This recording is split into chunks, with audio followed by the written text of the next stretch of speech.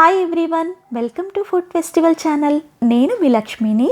ఇవాళైతే ఈ వీడియోలో ఒక డిఫరెంట్ కోడిగుడ్డు పులుసు, క్యాబేజీ కోడిగుడ్డు పులుసుతో మీ ముందుకు వచ్చేసాను. క్యాబేజీ కోడిగుడ్డు పులుసు అనగానే క్యాబేజీ, టమాటా, ఉల్లిపాయ వేసి పెట్టాను అనుకుంటారేమో. లేదండి, ఒక డిఫరెంట్ మసాలాతో ఈ పులుసు పెట్టాను. ఈ పులుసు అయితే చిక్కగా మంచి గ్రేవీతో అన్నానికి, బగారా రైస్కి, పూరీకి, చపాతీకి దేనికైనా కాంబినేషన్గా అదిరిపోతుంది. ఈ కూర తయారు చేసుకోవడానికి 12 వరకు కోడిగుడ్లు తీసుకొని ఒక గిన్నెలో నీళ్లు వేసి 1 టేబుల్ స్పూన్ వరకు కల్లుప్పు, క్రిస్టల్ సాల్ట్ని వేసేసి మీడియం ఫ్లేమ్లో 12 నిమిషాలు ఉడికించుకున్నామంటే కోడిగుడ్లు పగలకుండా ఉడికిపోతాయి.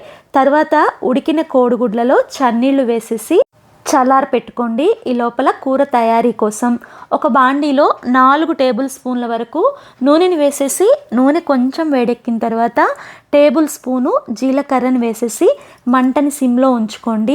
ఈ కూరను తయారు చేసుకోవడానికి మీడియం సైజులో ఉన్న క్యాబేజీని సగం మాత్రమే తీసుకొని దాన్ని ఇలా చిన్న చిన్న ముక్కలుగా తరిగేసి పక్కన పెట్టుకున్నాను.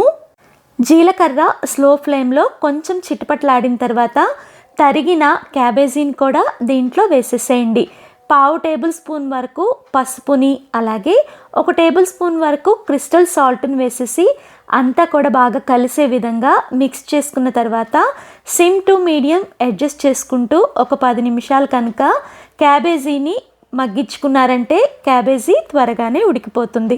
ఈ లోపల ఈ కూరకి ఒక మసాలా తయారు చేస్తున్నాము. దానికోసం 5 పండు టమాటాలు, 6 పచ్చిమిరపకాయలు, అలాగే 2 మీడియం సైజు ఉల్లిపాయలు తీసుకొని నీళ్ళల్లో వేసి పక్కన పెట్టుకున్నాను.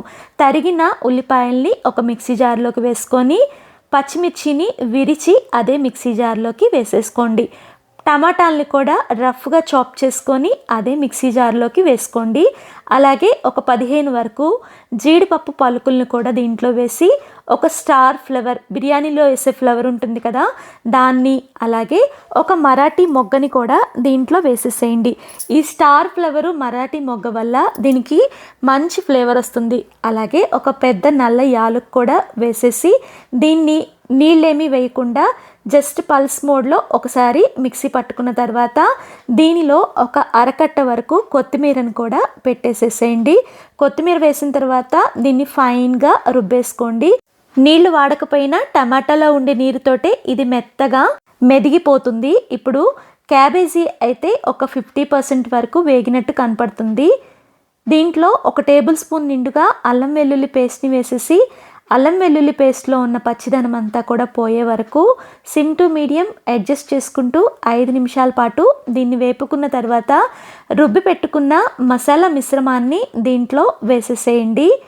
ఈ మసాలా అంతా కూరలో బాగా కలిసే విధంగా మిక్స్ చేసుకొని సిమ్ టు మీడియం అడ్జస్ట్ చేసుకుంటూ 10 నిమిషాల పాటు దీన్ని మగ్గించుకుంటే మసాలాలో ఉన్న పచ్చిదనం పోయి ఇది దగ్గరికి పడి రంగు మారి కనపడుతుంది. ఇది ఉడికే లోపల కోడిగుడ్లని వేపుకుందాము. బాండీలో గెరిటెడ్ నూనె వేసి అది వేడెక్కించుకుందాము. ఈ లోపల కోడిగుడ్లు పొట్టు తీసేసి కోడిగుడ్లకి ఇలా పొడవుగా చీలికలు పెట్టుకున్నాను. ఇలా పెట్టడం వల్ల కోడిగుడ్లోకి ఉప్పు, కారం అన్నీ వెళ్ళి కోడిగుడ్డు పులుసు అనేది మరింత రుచికరంగా ఉంటుంది. వేగుతున్న నూనెలో 1/2 టేబుల్ స్పూను పసుపు, 1/2 టేబుల్ స్పూన్ వరకు ఉప్పు, 1 టేబుల్ స్పూన్ నిండుగా ఎండు కారాన్ని వేసేసి స్లో ఫ్లేమ్లో 1 నిమిషం ఈ కారం మాడకుండా వేపుకున్న తర్వాత రెడీ చేసుకున్న కోడిగుడ్లని దీంట్లో వేసేసి కోడిగుడ్లకి ఉప్పు, కారము, అలాగే పసుపు బాగా పట్టే విధంగా స్లో ఫ్లేమ్లో 4 నిమిషాల పాటు వేపుకోండి. ఇలా వేపుకోవటం వల్ల కోడిగుడ్డు కూడా మంచి రుచికరంగా ఉంటుంది. రెడీ చేసుకున్న కోడిగుడ్లని కర్రీలో వేసేసేయండి. కర్రీ చూడండి కలర్ మారి దగ్గరికి పడి కనపడుతుంది. కూరకి సరిపడా 1 టేబుల్ స్పూన్ కారము, అలాగే 1 టేబుల్ స్పూన్ వరకు సాల్ట్ని వేసేసేయండి. దీనిలో 1 టేబుల్ స్పూన్ వరకు గరం మసాలాని కూడా వేయండి. గరం మసాలా మీ టేస్ట్కి తగ్గట్టు అడ్జస్ట్ చేసుకొని వేసుకోవచ్చు. 2 రెమ్మల ఫ్రెష్ కరివేపాకు కూడా ఇలా లాస్ట్లో వేయటం వల్ల కూర భలే కమ్మగా ఉంటుంది.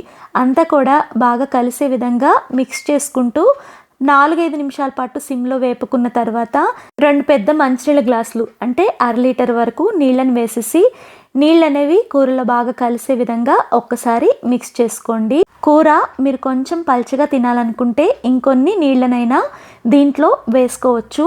గ్రేవీ చిక్కబడి కోడిగుడ్డుకి గ్రేవీ అనేది బాగా పట్టుకోవాలి కాబట్టి దీని మీద మూత పెట్టేసేసి సిమ్ టు మీడియం అడ్జస్ట్ చేసుకుంటూ దీన్ని ఒక 10 నిమిషాల పాటు మగ్గించుకున్నారంటే కూర రెడీ అయిపోతుంది. చూడండి, మీకు 10 నిమిషాల తర్వాత చూపిస్తున్నాను. ఆయిల్ అనేది సపరేట్ అయిపోయి కూర అనేది బాగా ఉడికినట్టు కనపడుతుంది.